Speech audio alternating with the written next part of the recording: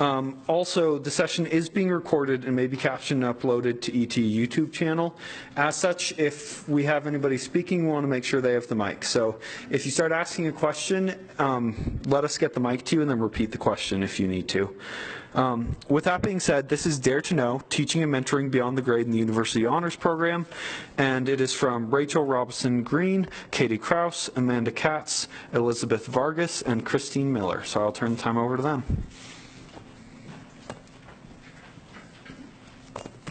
Thank you very much. Everybody hear me okay? Is that good? I should probably hold this part. Okay, I'm Chris Miller. I'm the Executive Director of the University Honors Program, and I know some of you, and those of you I don't know, I hope I meet you soon. Thank you for being here today.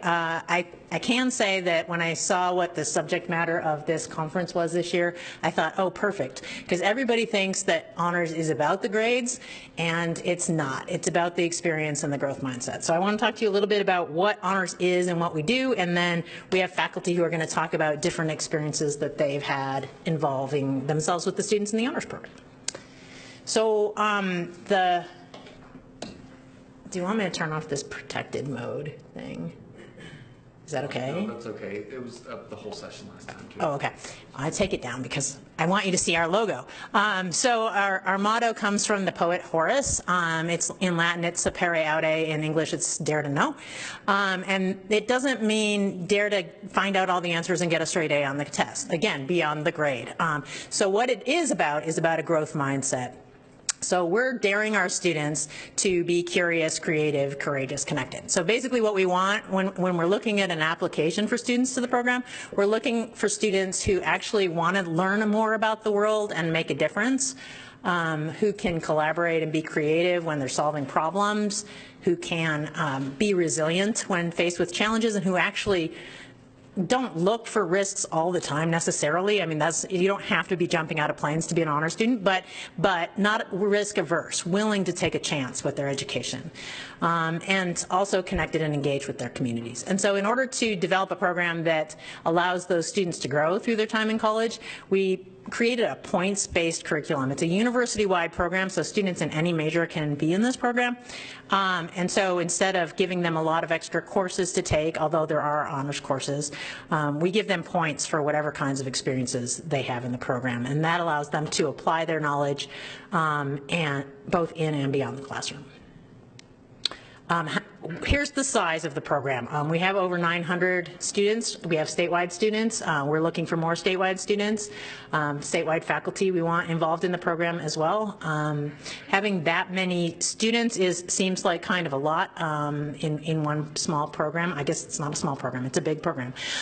But what we want to do is continue to grow, because the honors program provides support for students, and we do feel that any student who has that kind of a growth mindset and would benefit by being in the program should know about the program and be able to join the program. So we're trying to involve as many faculty as we can and to grow our staff as well. Like I said, those students come from all colleges and most departments and majors. We engage about 200 faculty every year. Those are different each year, but yeah, I hope it's all of you this coming year in that number. And we have over 1,000 alumni who are engaged with our program in various ways. This is, sorry, I think I'm pointing this at my hand brace, which can't be good. This is a flyer that we give to students when we're trying to explain to them the benefits of the honors program. We focus on a few key areas. One is that we have a community that spans disciplines. Because we're a university-wide program, students can meet peers and faculty and alumni from different disciplines than their own, which is kind of cool because a lot of times you just stay in your major and know your people in your major. And so it's a good opportunity for both students and faculty to do that. We have support, so at the bottom part there, succeed with our support. There's no tuition or fees for honors. We have scholarships for students, and we also have funding that they can apply for research funding, travel funding, study abroad funding, conference travel, all kinds of things like that we're trying to support our students with. So they can apply for up to $5,000 over a 4-year period in funding. And also we want to help them grow academically and professionally. That's probably the biggest part. Because honors is a flexible points-based program, it maps onto their major, and so we can help them apply what they're doing. And then there's a lot of reflection required in the program, so they start to develop a storyline about what their undergraduate education at USU meant. We also have a flyer about the benefits of working with USU Honors for faculty. I'm not going to go through this in detail. We do have a table over by the lunch, an honors table in the I guess it's in that main lounge, the big open lounge. And all the flyers are there if you're interested in picking up a flyer. Some of the things you can do if you engage with honors. You can teach a dream course. We are looking for interesting course ideas. We're definitely having a call for courses and other kinds of experiences in January. So if you're interested in that, that's one way to get involved. You can mentor talented students. Our students need mentors at every step of the curriculum. I'll talk about that in a minute. In terms of recognition, one of the things that we do that I think is most important is that from the start of the university-wide program, we got it into code that honors work counts toward promotion and tenure. And so we provide a standardized resume that tells faculty what they did have done work they've done in honors, leaving out the parts that you didn't do, so that you have a kind of a summary of what you've done. And USU Central Promotion Committee recognizes that document, and so it can be part of your teaching dossier when you go up for promotion or tenure. And then the community piece that I talked about a minute ago, that it's a cool interdisciplinary community where you can meet people who you might not otherwise meet.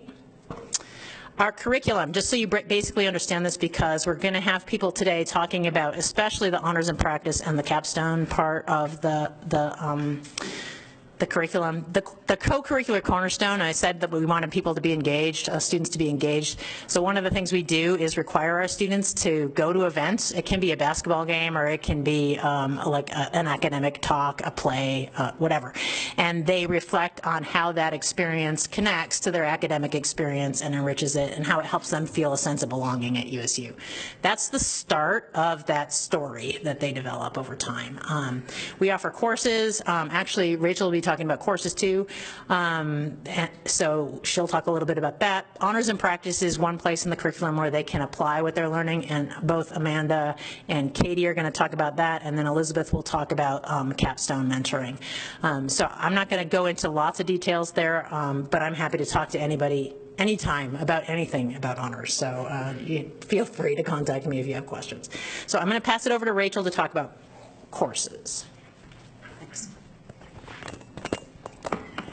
Hi, I'm Rachel. I teach in the philosophy department, and getting involved with the honors department is probably one of the best things I've done since I've been at USU. I really enjoy the program. I've been involved in it at almost every level. And right now I'm teaching an honors course. It's called Brave New World. It's a philosophy and technology course. And here's some pictures of my wonderful students doing collaborative work in the classroom. Okay, so I thought I would structure this in terms of what happens before you start teaching an honors class, what happens during the course, and then what happens after the course. And I found each of these places very meaningful. So before the course begins, what an instructor will do is apply to teach it. And this puts us in a position to really be thinking through our courses. I mean, I'm sure we always think through our courses as we're putting them together. But one thing I think we don't often do is really sit down with the learning objectives, right? That's something that often happens at the level where the course is like being proposed to go, up to the Gen Ed committee or whatever.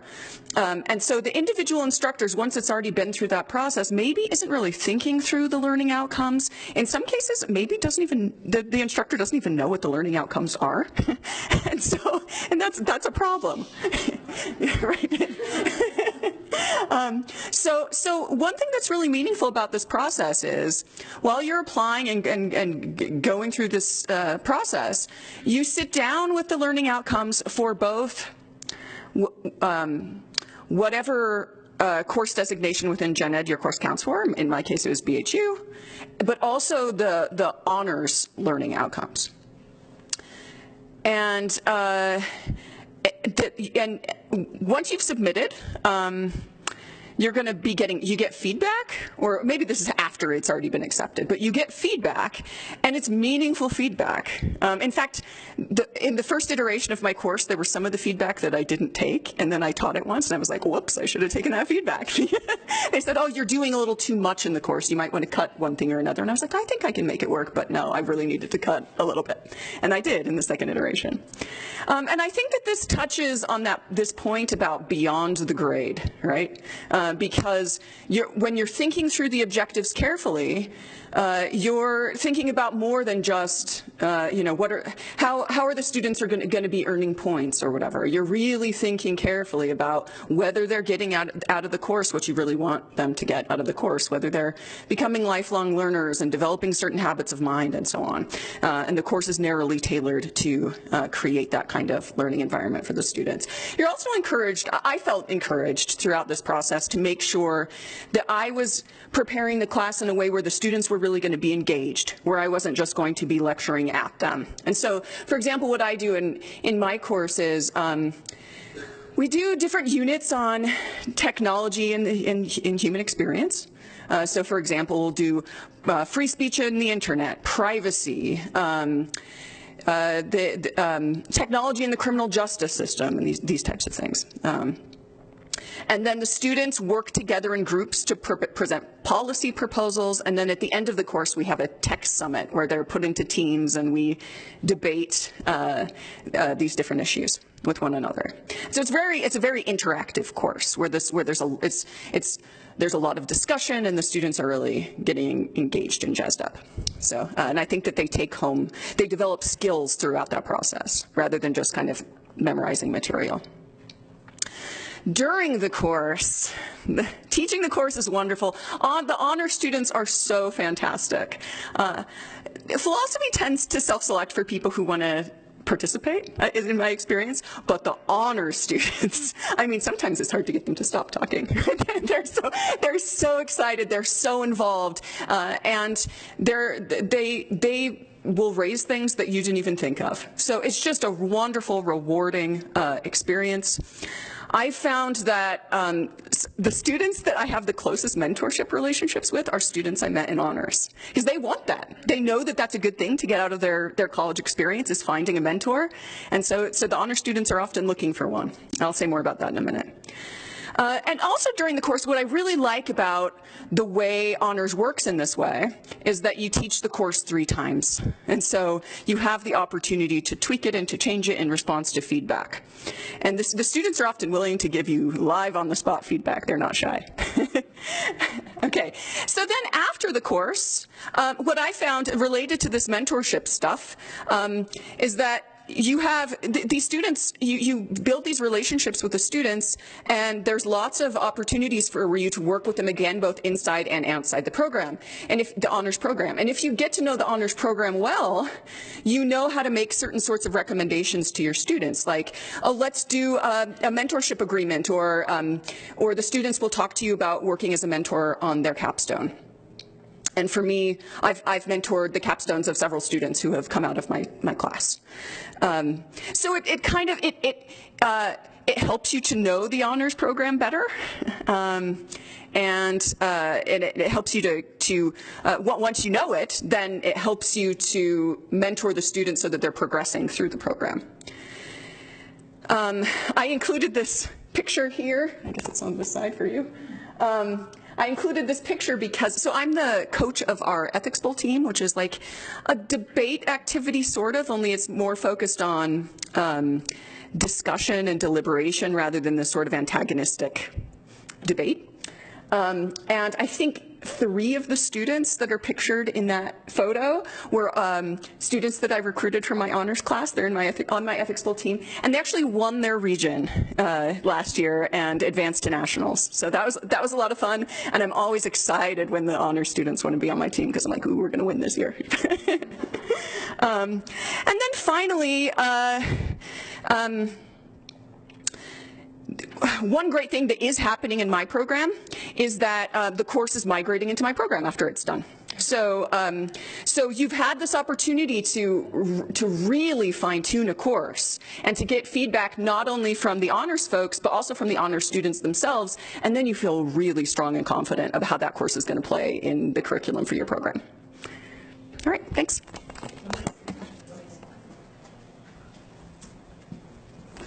So just to pick up on that point, we do really consider honors to be like a sandbox, a place to try out ideas and bring them back. And so if you have ideas for courses, and honestly, I've been asked this question, so I'm going to preemptively answer it right now. We don't know what we're doing with Gen Ed. So Rachel's class was a BHU. I don't know how this is going to look in honors in the coming year. Okay. So next we're going to hear from Katie Kraus talking about honors in practice and mentoring.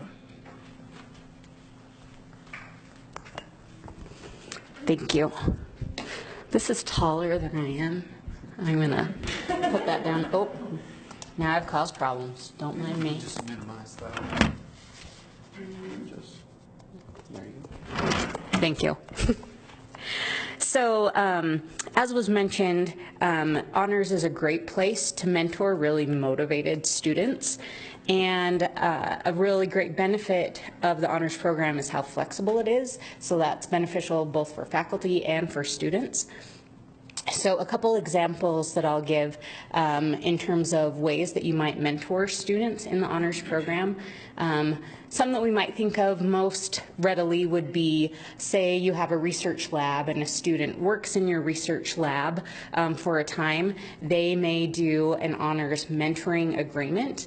And as part of that process, they will work with you and create a proposal where they identify goals that they would like to achieve, outline what they're going to do, the timeline for that, etc. And they get that really great experience. Maybe you don't have a research lab or don't have a formal research appointment, but perhaps a student has an interest in some kind of project in the community or that has some kind of research component that your expertise can help them with. There's really great opportunities to mentor them there. The mentorship agreements can also be very flexible and can capture things that students are doing outside of class already. So I'm thinking of a student in the program I'm affiliated with in nutrition and dietetics. Our students are encouraged to volunteer in various aspects related to nutrition and dietetics to help prepare them when they apply for a dietetics program. And so students are already doing that, and so having a mentorship agreement both kind of captures what they're doing and they get points for that. So that also helps students recognize that being in the honors program isn't always necessarily much more than they're already doing, but also helps them maximize that experience, because a student might be tempted to say, oh, I'm going to Edith Bowen, I'm going to volunteer in their cafeteria so that I get some experience in nutrition and food service management. But instead of them just going and getting their hours, they're being really thoughtful about what do they want to get out of that. You're able to mentor them and helping them kind of curate some good questions that they might want answered or experiences they might want to have while they're there. And everything in honors has a really great reflection component so that they're thinking about, what is this experience? What am I gaining from this? How does this relate to my goals academically and professionally?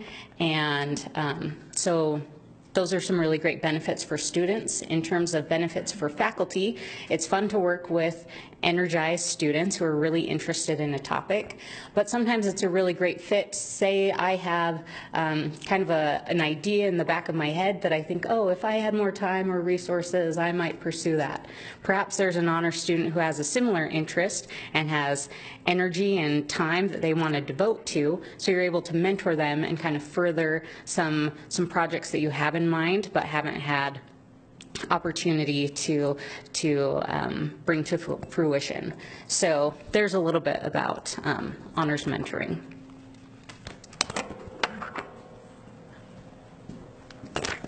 Thanks, Katie.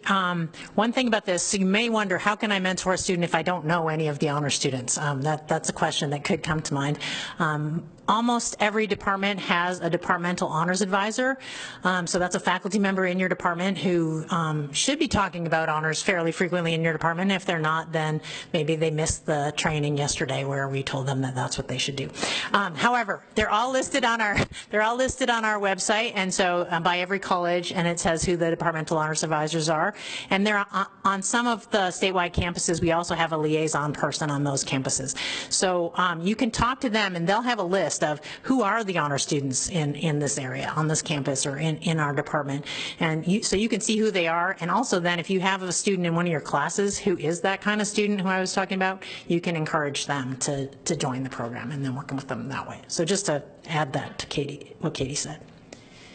Okay, so next we're going to hear from Amanda about book labs, but before she talks about what she did with book labs, I'm just going to tell you what they are for a second so that she doesn't have to go through the logistics. So basically, an honors book lab is like a reading group, and this is the application from our website. It's a terribly ugly slide. I apologize for that, but it does give you sort of a sense of what it looks like if you apply. It's super easy to apply. Some of you have done these before. The idea is that faculty can propose any book that they want to talk about with honor students. And so this is an easy gateway to meeting some honor students who aren't in your department. And we usually run about 15 during the academic year per term, and then we run some in the summer too. And we tell our students what they are. They can sign up for whichever ones sound interesting to them. We buy all the books, so there's no book buying or anything like that. Yeah. So these are essentially learning circles, right? Kinda, yeah. It's not. There's no. I mean, I don't know. It's for students and faculty together, and there's no. There is a set time, but they only meet for 4 times. So they meet weeks 2 through 5 of the term for an hour. They talk about the book. There's no grading. The faculty walk away. The students write a reflection, and they submit it to honors, and they talk about how they found a new idea and enjoyed talking across disciplines and stuff like that. So that's what that is. They're easy to do if you're interested. You can actually get on the honors mailing list. On our homepage, there's a join the mailing list, and if you just put your email in, you'll get all the announcements about stuff like this. So if you're interested in that, please do that. So now I'll go back and hand it over to Amanda. Hopefully that's helpful, because now you don't have to sit for that. Thank you, Chris. Hi, everyone. My name is Amanda Katz. I'm a historian in the newly History, Cultures, and Ideas department. I love doing the book labs. For the last 2 years, I was working out of the Vernal campus in the Uinta Basin, and I was able to pilot an honors book lab at that statewide campus, which proved to be really fruitful. And as Chris mentioned, you know, you can kind of pick any kind of book that you want. And so for that particular pilot program, I chose, you can see here, Heartberries, this book, which is a memoir about an Indigenous woman who experiences quite a bit of trauma in her life. And 10 people showed up to this pilot honors book lab in Vernal. And to be clear, they were traveling from communities that were about 45 minutes away, because that is the closest output there. And we read this. I introduced them to honors, the concept of the honors program, that they could participate in this if they wanted to.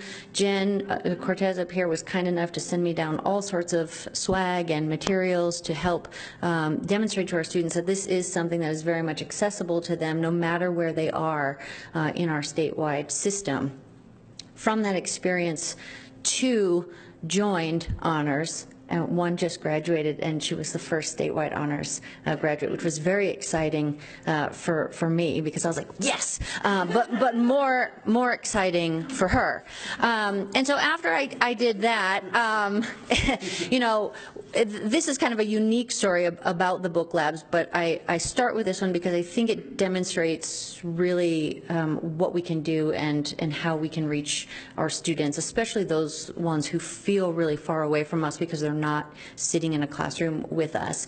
And so I've been able to kind of articulate to students the importance of honors. But in addition to that, this generated a lot of excitement in the Uinta Basin community, and I was then able to apply for a community engagement grant to facilitate a book club nonstop, which my dear colleague Charlotte is now going to take over. Because I'm moved up to the Logan campus. And so you can see that honors is wonderful and important, and it highlights the students who are really engaged and really active, but it also can attract the students who aren't engaged and who don't understand that this is something that they can be a part of. And because it's that points-based system, it takes away some of the stress of them thinking, well, you know, this is my first time in college, I'm the first person in my family to go, I don't feel like an honor student, and I'm like, please, all right, you can do this. So that has been wonderful. in addition to that, the book labs are exciting because, for example, when I taught or discussed with students crossings, I collaborated with Laura Gelfand from art history.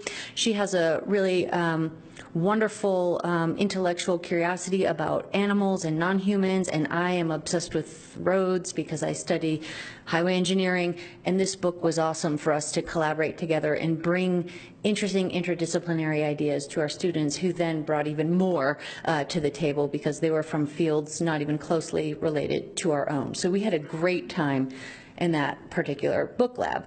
I've also found it very fruitful for me as a historian of roads, which most of my students initially are like, that's the most boring thing in the world. And I'm like, but is it, right? And so this fall, I'm teaching a book lab on hitchhiking because that's cool, and it will get people to think roads are cool, right? So obviously, one of the things I'm doing as a faculty member is using this as an opportunity to share my research interests with my students, because that doesn't always happen in the classroom. But more importantly, I'm getting their feedback, you know, what they think about these things, how they think about highways from their disciplines, and it's really thoughtful and exciting. And as Rachel mentioned before, they bring ideas to my attention that never would have crossed my mind at all. So that's really exciting. And so one book that is not pictured here because I forgot about it was I had this great idea to teach the history of walking. I thought this would be a great class, and we read a book about the history of walking, and the students and myself alike at the end thought, no, this book isn't working for us.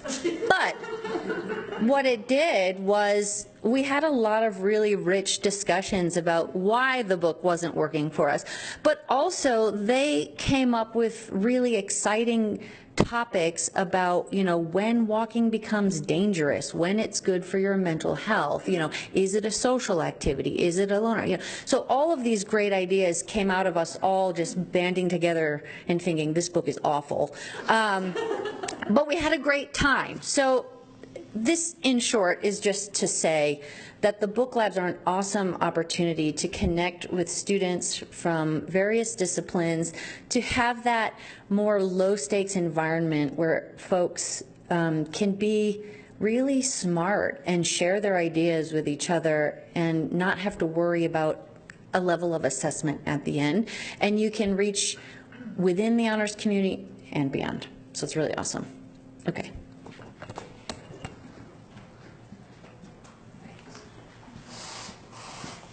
Yeah, and you can do any kind of book you want, really. So sometimes people do a book that they don't know, that they've never read, and then they're like, whoops. That can happen, apparently. But also it can be a book that that you love, that you've read a million times, that you want to see in a new way. So it can be whatever you want. So we'll go past that, and now it's Elizabeth's time.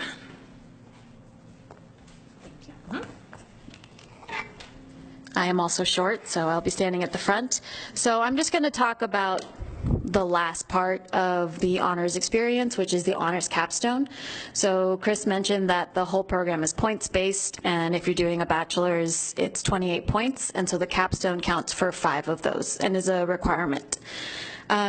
It's very well structured, so you at least have students have at least 2 semesters to pursue their capstone. There's a class through honors on how to do a capstone proposal and how to do the work, and a lot of time is spent looking at previous capstones of the honors program. And then out of those 5 points, 1 of those points is for the work plan, 1 of those is for the proposal, and then 3 of those points are for the final product, which is usually written up. There's a reflection component, and there's usually some sort of final product, and that can be something at a conference, or we have a really simple way of doing that on campus with the Student Research Symposium, where there's a whole capstone section and a reception, and that's just a very easy way for students to be able to do that.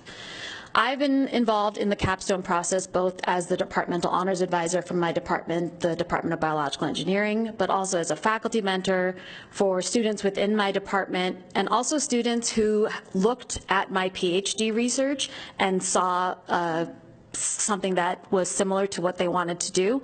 And so I've also been a faculty mentor for students outside of my department. And it's just another way to just interact with really highly qualified students who are interested and excited and seeking mentorship, not necessarily out of their department, but from the right people on campus. These types of projects can be very straightforward. Maybe they've had an ERCA or a PEAK fellowship and they're continuing to work on that, and that becomes their honors capstone, and it all kind of like flows. Sometimes they're totally different. So the last couple, or from a couple of years ago, a student wanted to design a magazine pamphlet about biological engineering. So that's not necessarily a technical skill. So as an engineer, that's not a capstone in engineering, but it's totally a capstone for the honors program, because she felt that when she was a student, she didn't understand what biological engineering meant and how it related to the other engineering disciplines, and she wanted to make sure that there was information out there. And so she worked with our former department head, our marketing team in our college, and I served as the departmental honors advisor. And so it didn't look, maybe there was a poster, but it didn't look like a scientific poster. But that was perfect for an honors capstone. And so the other part that's really cute is when they graduate with honors, as their departmental honors advisor, you give them a handshake, but the faculty mentor comes up there and like gives them a big hug, and the title of their capstone is on their PowerPoint slide behind them, and so it's just really celebrated as literally the capstone of their education. And then from totally selfish reasons, or if you need to like prove why this is important for your department and college, in our college, we have a concurrent bachelor's master's program, and I've been here 12 years and had about 8 master's students, and 3 of them have been honor students who've done a capstone, had this product, and kind of needed like 1 or 2 semesters more of work, and then just decided to stick around and finish up and get a master's. So, it helps me when I go up for promotion and tenure. It helps us retain and recruit new graduate students or concurrent graduate students, and it helps our numbers. And the student can actually do a project, a master's project in that year, because they've already laid the foundation for it by doing an honors capstone. So it's just a really great program, and it's really well designed. So I think for us in engineering, we have a capstone, but for other disciplines and other colleges, maybe it's a little more nebulous, but there's so much information on the honors website. It should not be something that's, the honors students are hearing about it from the very beginning, and it's really well structured within the program, so it's not something that they just have to be like, I have no idea how to even do this. No, they should have been thinking about it maybe as a sophomore and a junior, and then really focusing on their last couple semesters to do this final honors capstone.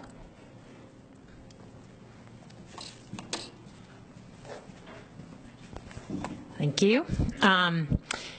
Okay, and something Elizabeth said reminded me of something new in the honors program. And so she said that the Honors Capstone Project is for students who are seeking a bachelor's degree in honors, and we this year launched an associate with honors transcript designation, and so it's a 2-year program. And I had this on the slide that was about the curriculum, but I'm not going to go back to it.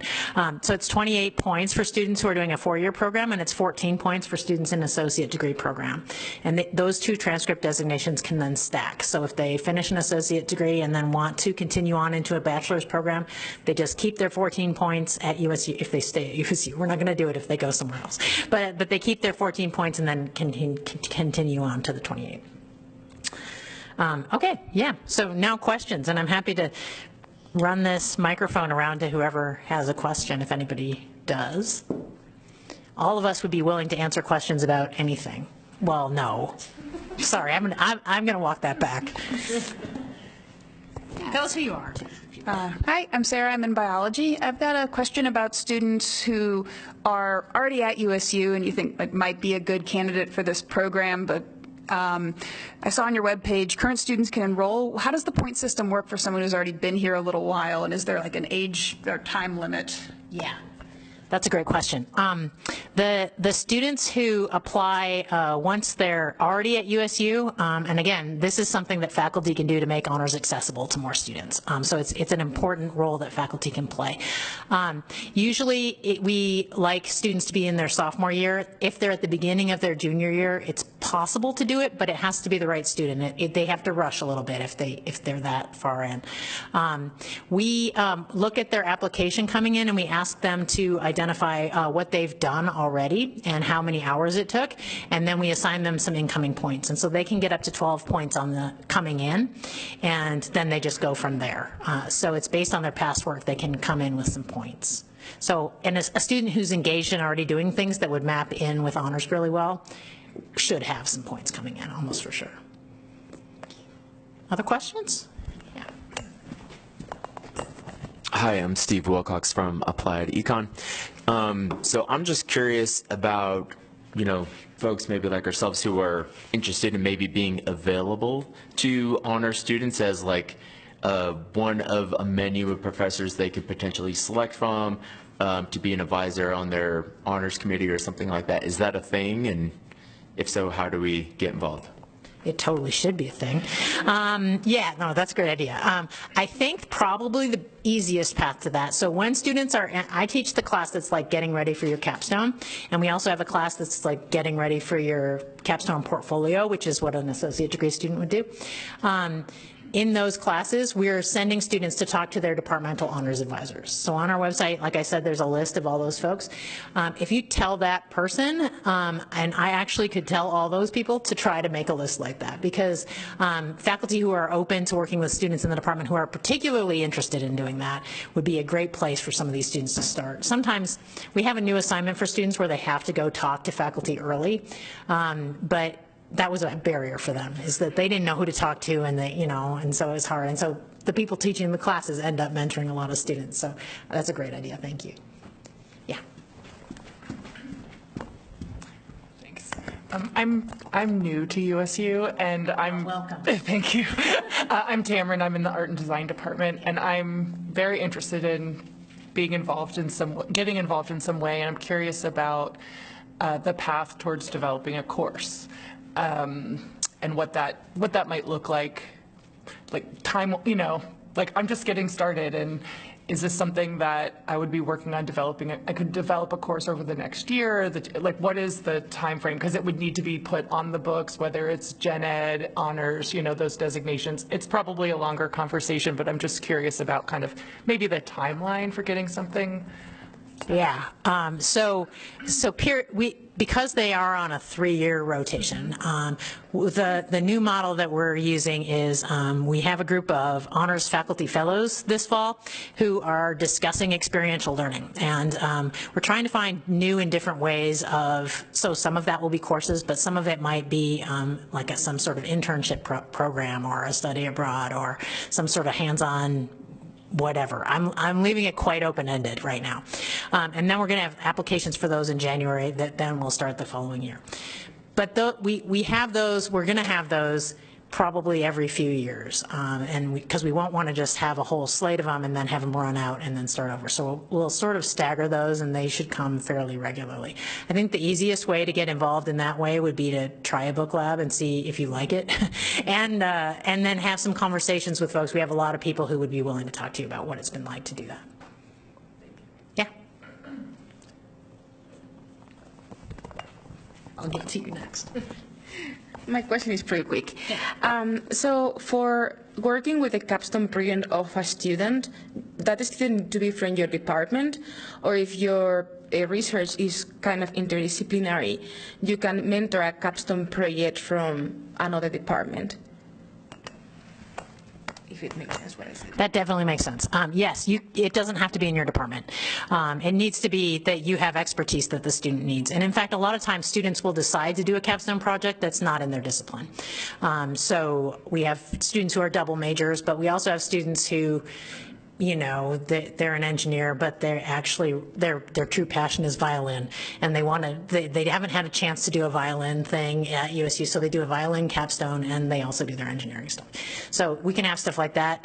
Again, you'd probably want to go to the departmental honors advisor in the zones where you think you know, they might not think of you as a mentor because the students might not be able to find you unless they know that you're sort of available.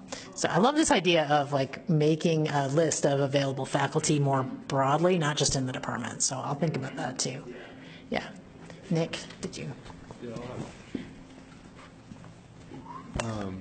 You were talking about that you're on 3-year kind of periods for a new course. How does it work? Because eventually I want to develop an honors section of my Bio 1610, right? I know we already have the lab version. Lauren's been doing it for a long time, but does that stay in the honors class, or does that move into the biology as an honors section? Like, because I don't imagine it just being 3 years. It's like it'll be a continuous thing available for all of my students, because I have a lot of honors students in my class. Yeah, that's a good question. Okay, so that model, I think we could definitely just leave it in the department to decide how long they wanted to run it and which terms they wanted to run it. Those are different because usually the department pays for those classes because it's basically a grouping of students who would otherwise be taking the class anyway, as opposed to like a whole new class that we're buying out somebody's time on. So we would probably just run it in a different way, but definitely a possibility. Anybody else? Questions? We probably have 4.5 minutes still. Yeah. Could you speak a little bit more about the experiential learning classes that you mentioned? Just so all the classes have experiential learning in them. Basically, or are you talking about the faculty fellows thing, or are you talking about? So we had our first meeting yesterday, so I don't know what they'll develop. But I think like one of the things that we have done in the past in terms of courses with the experiential learning, Rachel talked about hers and how the students sort of like enacted stuff. Julia Gossard in history taught a class called Revolution! And she used a curriculum that allows students to take on the roles of different historical characters and reenact the revolution, not like in any kind of bloody way, but the debates behind it. So, you know, I went to see an American Revolution one, and there was Thomas Jefferson and Alexander Hamilton, and they were all debating things. And then they made some decisions that actually changed the historical outcome.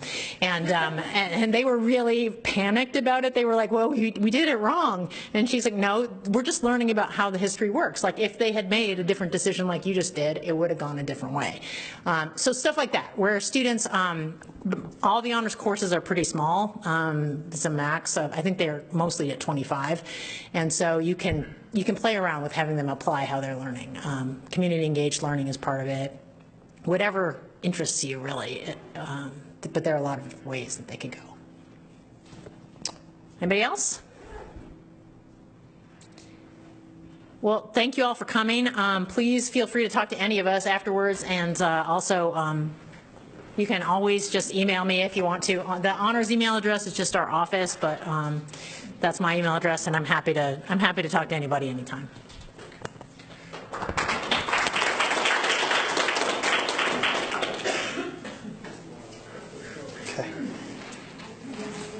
Okay, and after this, if you guys will go back to where we started in the TSC, there'll be lunch and poster sessions as well as vendors there in the lounge and in the ballroom.